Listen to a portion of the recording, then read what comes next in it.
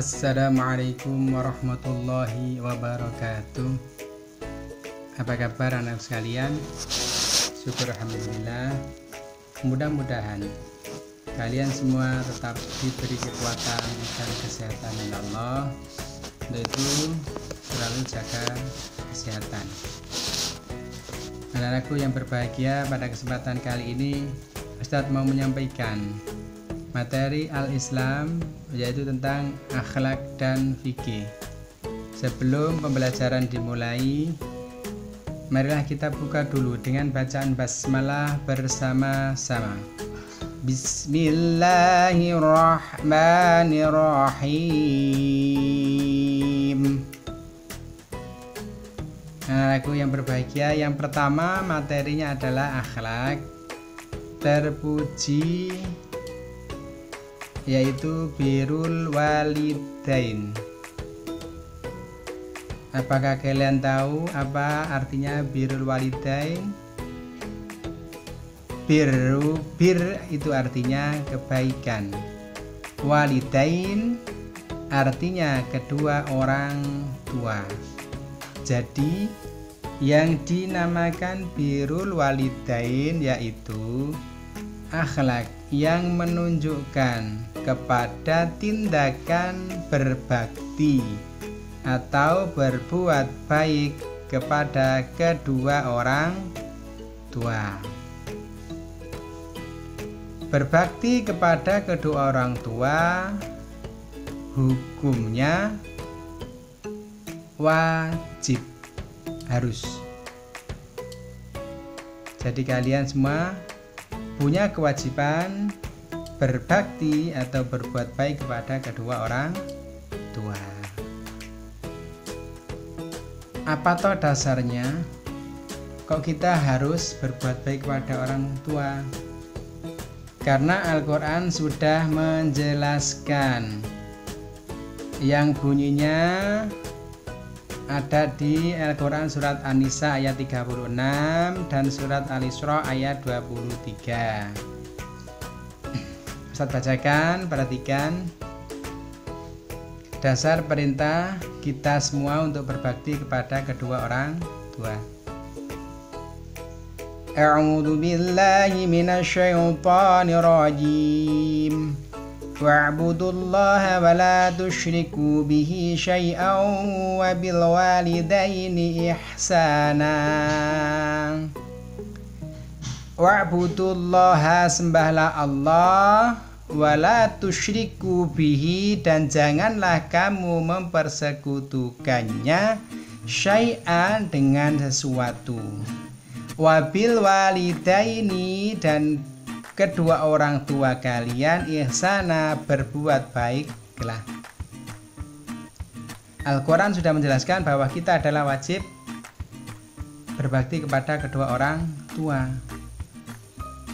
Tapi yang pertama kita harus menyembah kepada Allah, tidak boleh menyekutukan dengan sesuatu yang lain, dan berbuat baiklah kepada kedua orang tua. Ayat yang kedua, wa qada rabbuka alla ta'budu illa iyyahu wa bil walidaini ihsana. Wa qada rabbuka, dan Tuhanmu telah memerintahkan Allah supaya kamu tidak ta'budu, menyembah, illa iya, kecuali iyahu, kepada Allah, wabil walidaini, dan kepada kedua orang tua ihsana, berbuat baiklah. Ini dua ayat yang mewajibkan kalian semua untuk berbuat baik, berbakti kepada kedua orang tua. Ketika kalian tidak berbakti kepada orang tua, maka kalian berdosa. Masih ingat bahwa surga ada di telapak kaki ibu? Itu menandakan bahwa betapa besarnya dan wajib yang harus kita lakukan. Bagaimana cara melaksanakan berbakti kepada kedua orang tua? Perhatikan tahapannya. Yang pertama, cara yang pertama yang dilakukan adalah taat kepada kedua orang tua. Taat semua perintahnya, apa yang disuruh, apa yang diperintah, apa yang nggak boleh. Taat kepada kedua orang tua dan selalu mendoakan. Tugas kalian adalah mendoakan kedua orang tua, baik yang masih hidup maupun yang sudah mati. Yang nomor 2, bersikap sopan dan santun serta tidak membentak orang tua. Di depan orang tua harus sopan dan santun. Ucapkanlah dengan ucapan yang lemah lembut, bukan membentak. Cara yang ketiga, meringankan beban orang tua. Kalian semua sudah kelas 5, otomatis kalian semua sudah bisa mandiri, bisa makan sendiri, cuci baju sendiri. Itu namanya meringankan beban orang tua. Cara yang berikutnya adalah menjadi anak yang membanggakan. Bagaimana caranya? Kita harus punya motivasi, rajin belajar. Kalau di luar rumah kita bisa menjaga diri. Kalau di dalam rumah kita bisa menghargai orang tua. Cara yang berikutnya yaitu selalu mendengar nasihat orang tua. Orang tua itu yang telah mendidik kita, membesarkan kita. Ketika kalian semua dikasih tahu, hai anakku, berarti tolong didengarkan. Ketika kalian tidak mendengarkan, berarti kalian berdosa. Anak-anakku yang berbahagia, mudah-mudahan kalian semua menjadi anak-anak yang selalu berbakti. Kelak digolongkan menjadi anak yang soleh dan solehah. Selanjutnya anak-anakku yang berbahagia adalah keutamaan birrul walidain. Apa sih keutamaannya? Yang pertama, bahwa birrul walidain itu lebih utama daripada jihad fisabilillah, karena begitu besarnya berbakti kepada kedua orang tua sehingga keutamaannya lebih utama dibanding jihad fisabilillah. Yang kedua, akan dibuka pintu surga untuk semua yang berbakti kepada kedua orang tua.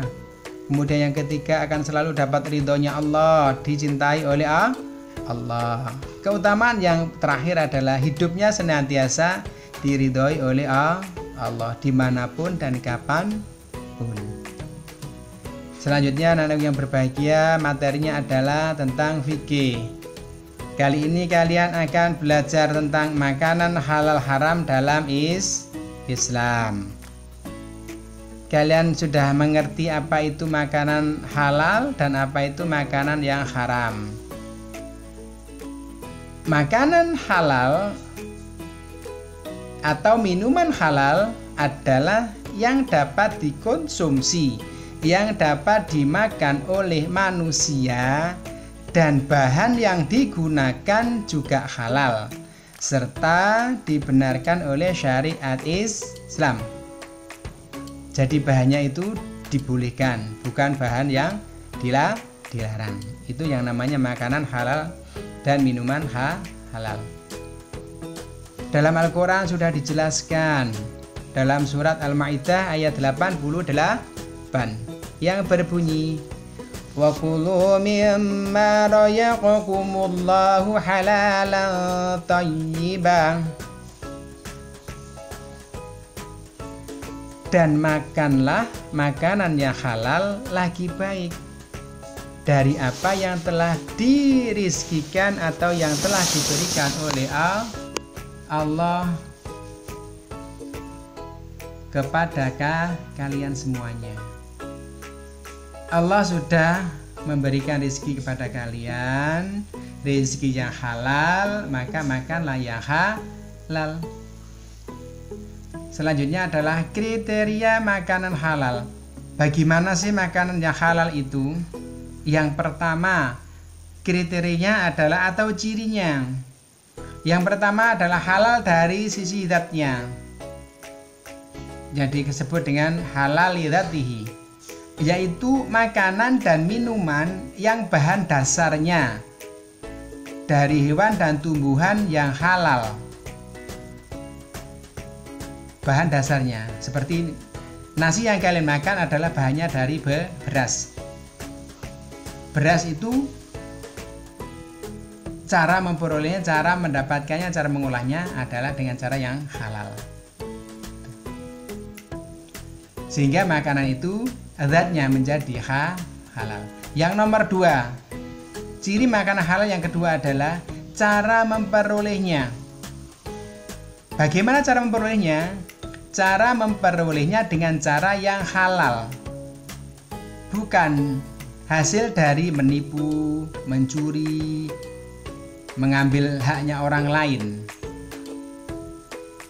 Cara yang ketiga adalah dengan cara, yaitu cara memprosesnya. Makanan dikatakan halal itu yang ketiga adalah cara memprosesnya, yaitu cara menjadikan makanan menjadi siap untuk dimakan. Haruslah melalui proses yang halal. Contoh seperti hewan yang disembelih karena Allah. Manakala tidak disembelih karena Allah, berarti yang kalian makan tidak halal karena masuk dalam kategori bangkai. Kenapa? Karena tidak disembelih karena Allah. Kriteria makanan halal yang nomor 4 adalah cara menyajikan. Makanan itu juga halal ketika disajikan dengan sesuai syariat Islam, menyimpannya, mengantarkannya. Sajian makanan menjadi haram kalau disajikan di tempat yang tidak diperbolehkan oleh syariat Islam. Contohnya, bahan tempatnya berasal dari emas, piringnya dari emas, gelasnya dari emas, itu tidak dibolehkan. Tapi insya Allah piring kalian tidak ada yang terbuat dari emas. Kita aja ya. Anak-anakku yang berbahagia, selanjutnya adalah makanan yang tergolong haram. Apa saja? Makanan yang tergolong haram yang pertama adalah bangkai. Semua bangkai itu haram dimakan,